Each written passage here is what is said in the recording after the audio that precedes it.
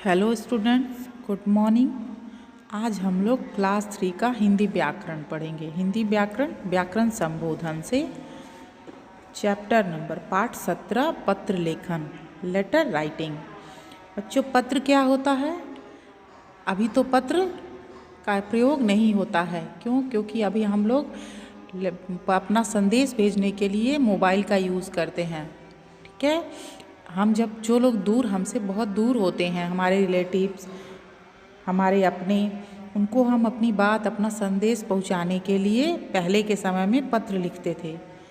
ठीक है, पत्र एक कागज़ के टुकड़े पे, कागज़ का लेटर, कागज़ का रहता है पेज, उस पर हम अपने बारे में, अपने विषय में सब कुछ लिखते हैं और उस पर पता लिखते हैं। अपना और भेजने वाले का पता लिख करके हम भेजते हैं। देखिए बच्चों, इस चित्र में, नीचे दिए गए चित्र में, ये पोस्टमैन है जो कि पत्र दे रहा है। पत्र ऐसा ही दिखता था।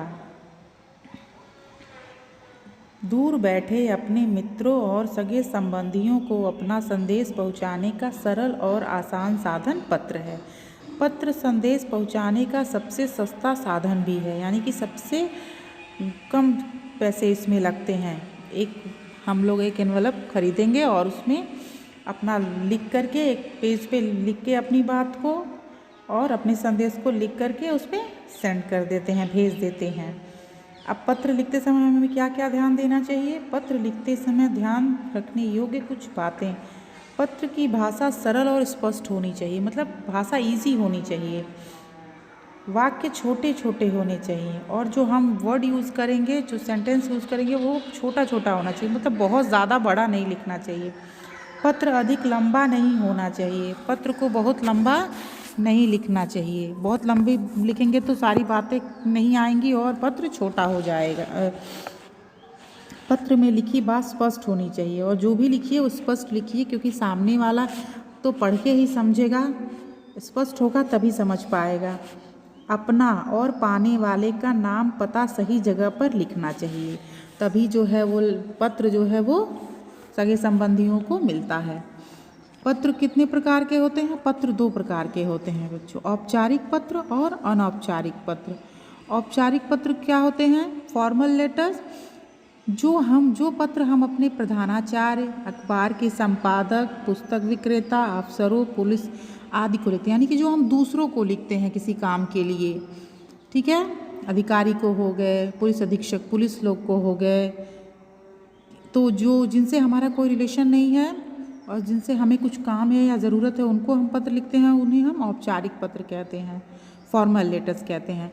अनौपचारिक पत्र, इनफॉर्मल लेटर्स क्या होते हैं? हम अपने फ्रेंड्स को लिखते हैं, अपने रिलेटिव्स को लिखते हैं, अपने मम्मी पापा को लिखते हैं। इन्हें हम क्या बोलते हैं? अनौपचारिक पत्र, जिनसे हमारा कोई रिलेशन होता है। ठीक है, इस कक्षा में हम अनौपचारिक पत्र के विषय में पढ़ेंगे। आप देखिए बच्चों, लेटर लिखते कैसे हैं। पहले परीक्षा भवन, कहाँ से आप लिख रहे हैं? उन्होंने दिया ना, परीक्षा भवन दिल्ली, आप परीक्षा भवन गुवाहाटी, असम, डेट देते हैं। फिर इसमें प्रिय और आदरणीय का यूज़ करते हैं। सबसे पहले प्रिय मित्र या आदरणीय प्रधानाचार्य, प्रिंसिपल को लिखते हैं। फिर प्रणाम करते हैं, अभिवादन करते हैं। उसके बाद अपने वाक्य को, अपने शब्दों को लिखना प्रारंभ करते हैं और छोटा सा, ज़्यादा बहुत बड़ा नहीं करके, छोटे में लिख के नीचे में अपना पत्र को समाप्त करते हैं और अपना नाम और पता लिखते हैं। बच्चों आइए नीचे हम लोग कुछ पत्र को पढ़ेंगे। अपनी कक्षा की गतिविधि के बारे में बताते हुए पिताजी को पत्र। परीक्षा भवन, 18 अप्रैल 2022। आदरणीय पिताजी, सादर प्रणाम। मैं यहाँ कुशल पूर्वक हूँ। आशा है कि आप सभी कुशल होंगे। कल हमारी हिंदी की अध्यापिका ने कक्षा में बहुत रोचक गतिविधि कराई। उन्होंने 3 छात्रों के समूह बनवाए, जिसमें एक छात्र को मुहावरे का अभिनय करना था, दूसरे को वह मुहावरा पहचानना था, जबकि तीसरे को उस मुहावरे का अर्थ स्पष्ट करना था। यह गतिविधि मुहावरों को आसानी से समझने में बहुत सहायक हुई। इस तरह हमने लगभग 10 मुहावरे भी सीखे और मनोरंजन भी हो गया। अब हम अगली गतिविधि का इंतज़ार कर रहे हैं। देखिए इसने छोटे वाक्य शब्दों में अपनी बात को लिख दिया, छोटा ही पत्र लिखा। आदरणीय दादाजी, दादी जी और माँ को मेरा सादर प्रणाम तथा गुड़िया को प्यार, आपका पुत्र, और नीचे अपना नाम लिखते हैं। तो पत्र हम इस प्रकार लिखते हैं। सबसे पहले हम ऊपर परीक्षा भवन यानी कि कहाँ से हम पत्र लिख रहे हैं वो लिखेंगे, तारीख लिखेंगे, उसके बाद हम अपना पत्र को लिखना प्रारंभ करेंगे। और इसी प्रकार बच्चों हम प्रधानाचार्य जी को अवकाश के लिए पत्र लिख सकते हैं और खेल के कोच को, अधीक्षक को भी हम अपना खेल कोच का चयन करने के लिए पत्र लिख सकते हैं।